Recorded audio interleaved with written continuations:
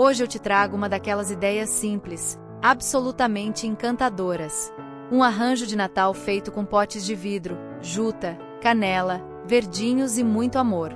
Com poucos materiais, você transforma um potinho comum em uma peça iluminada que muda o clima da sua casa, seja para a mesa da ceia, para o cantinho especial da sala ou até para presentear alguém.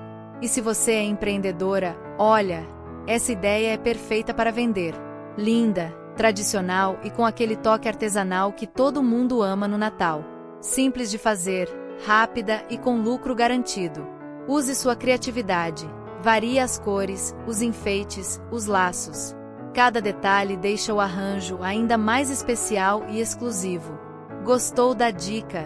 Então curte, compartilha e segue o caminho com Isa para receber mais ideias criativas, econômicas e encantadoras para brilhar nas festas de fim de ano.